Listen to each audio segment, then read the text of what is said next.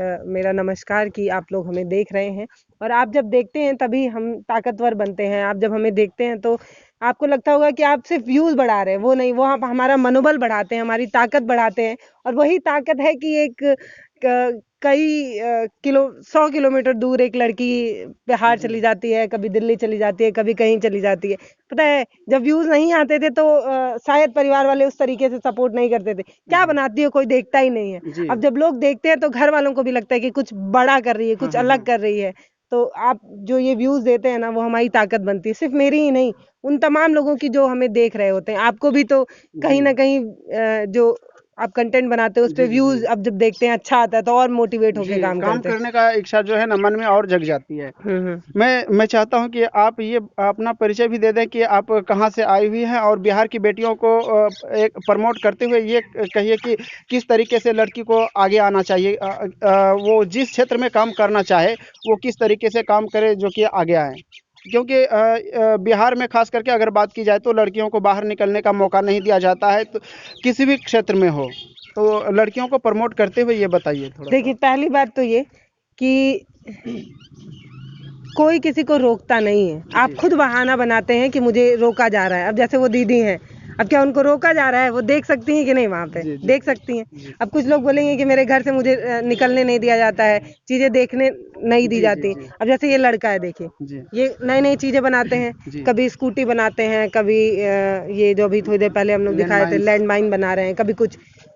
क्या इनको प्रॉब्लम नहीं आती होगी? ये एक एक सामान ढूंढने के लिए ना पता नहीं कितनी दुकान पे भटकते ये होंगे। तो बताते हैं कि कबाड़े से उठा के लाना पड़ता है। हाँ, वो ठीक है, स्कूटी के लिए जो लैंडमाइन वगैरह बनाए उसके लिए पिता मजदूरी करते हैं, तो पैसे का भी अभाव रहता है, बहुत कम पैसे मिलते हैं। 400-500 रुपए एक दिहाड़ी मजदूरी होती है, आपको पता है। उसमें परिवार भी चलाना है और बच्चे की ख्वाहिश भी पूरी करनी है। इनके पास प्रॉब्लम नहीं है।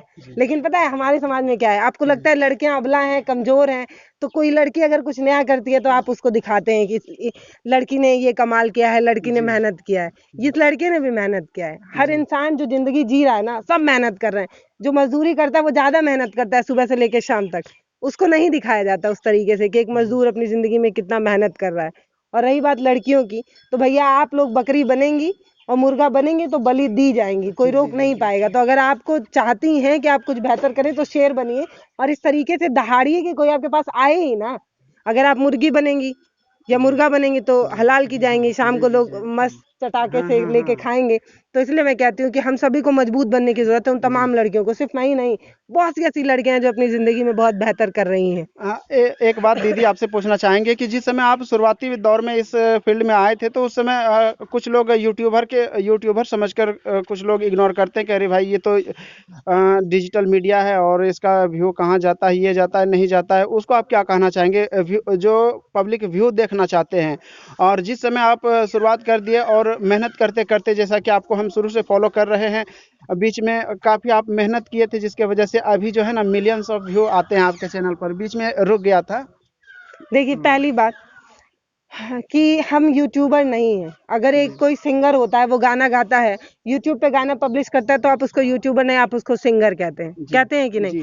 कोई डांस करने वाला इंसान यूट्यूब पे वीडियो डालता है तो वो डांसर हो जाता है, सिंगर ही रहता है। वो भले यूट्यूब प्लेटफॉर्म पे अपना कंटेंट डाल रहा है। तो जब हम समाचार से रिलेटेड कंटेंट डालते हैं तो हम यूट्यूबर कैसे हुए, यही बताइए ना। वो एक प्लेटफॉर्म है, वो एक जरिया है जिसपे हम अपना काम दिखाते हैं। हमारा काम है जो अलग चीजें हो रही हैं। अब जैसे मैं पत्रकारिता की पढ़ाई भी की हूँ, तो हमारी पत्रकारिता की डिग्री में हमें बताया गया है कि जो चीजें अलग हैं वो खबर है। जैसे ये बच्चा अलग है, ये खबर है। इतने और भी बच्चे हैं, वो तो नहीं कर रहे हैं, ये कुछ अलग कर रहा है तो ये खबर है। हम खबरें दिखाते हैं, तो हम यूट्यूबर नहीं है, पहली बात। और दूसरी बात व्यूज की, तो जब आप लगातार कोई काम करते रहेंगे ना, उसको देखने वाले लोग भी आते हैं। जैसे बहुत लोग एक चीज पसंद करते हैं, मान लीजिए सब लोग सेब पसंद कर रहे हैं, तो कोई तो होगा जो नाशपाती या संतरा भी पसंद करने वाला होगा। टेस्ट ऑफ वैरायटी अलग अलग है ना। तो जिस समय लोग चीखने वाली पत्रकारिता पसंद करते थे, वहीं रवीश कुमार भी थे जिनको लोग आइडियल मानते हैं। ऐसे ही उनको अपने देश में नहीं विदेशों में सम्मानित किया गया, ऐसे ही थोड़ी किया गया। और जो अवार्ड उन्हें मिला वो हमारे टीवी एंकरों को नहीं मिल रहा था। तो इसका मतलब ये था कि जब पत्रकारिता चीख रही थी, चिल्ला रही थी, तो कोई शांति से सुनने वाले दर्शक भी थे जो रवीश कुमार को पसंद कर रहे थे। तो वैसा ही कुछ मेरे साथ भी है, लोग पसंद करते हैं। जब मैं मुस्कुराते हुए बात करती हूँ, लोगों को लगता है कि हाँ ये अपने घर की बेटी है। गाँव में चाची से जब बात करती है तो चाची लोग कहती हैं कि बबुनी लगबे नहीं करेला कि तू बहरे से आई लोग। मेरे कंटेंट को सबसे ज्यादा अगर कोई देखता है तो वो गाँव की दादी और चाचा लोग हैं। उनको अच्छा लगता है मेरी कंटेंट को देखना। जब मैं किसी दादी के बगल में बैठती हूँ और वो जो खा रही होते हैं उनके प्लेट से उठा के खाती हूँ, तो वो बड़ा अच्छा लगता है उनको कि उनको लगता ही नहीं है कि ये हमारे गांव की लड़की नहीं है। हम सब गांव से ही निकले हैं। आज जो बड़ी बड़ी गाड़ियों में घूम रहे हैं, बड़ा बड़ा बढ़िया बढ़िया कपड़ा पहन रहे हैं, पैसे का रूप दिखा रहे हैं, उनको बताना है कि सब गाँव से ही निकले हैं। आपके जो पूर्वज हैं वो गाँव से ही निकले हैं। तो फिर गाँव वालों को ऐसे क्यों आप लोग एकदम इग्नोर कर देते हैं? जाते जाते दीदी एक सवाल है, चिल्लाने वाले पत्रकार को आप क्या कहना चाहेंगे? भैया ये इसमें मसाला है और इसमें बहुत अच्छा व्यूज आता है, इसमें कोई दो राय नहीं है। ऐसा समय चल रहा है जब पत्रकारिता एकदम मसाले की तरीके से परोसी जा रही है और लोग उसको चटकारा लेके खा रहे हैं कि ये जो चीखने चिल्लाने वाली जो पत्रकारिता है उसका एक दिन समाप्त हो हाँ ज्यादा समय नहीं है इसका। एक समय ऐसा आएगा जब लोग इत्मीनान से खबरें सुनना पसंद करेंगे। और सुनिए, मैं बता रही हूँ, दूरदर्शन का क्रेज था। दूरदर्शन में एकदम सिंपल तरीके से खबरें बताई जाती हैं, कई 100 सालों तक बताई गई। फिर लोगों को लगने लगा कि यार एकदम उब जाते हैं, आधा घंटा न्यूज देखना पड़े आपको दूरदर्शन का, देख पाएंगे? नहीं देख पाएंगे। अभी आप अभी का चैनल चलाइए और आप 1 घंटा देख जाएंगे, आपको पता भी नहीं चलेगा। तो चीजें स्विच होती रहती हैं।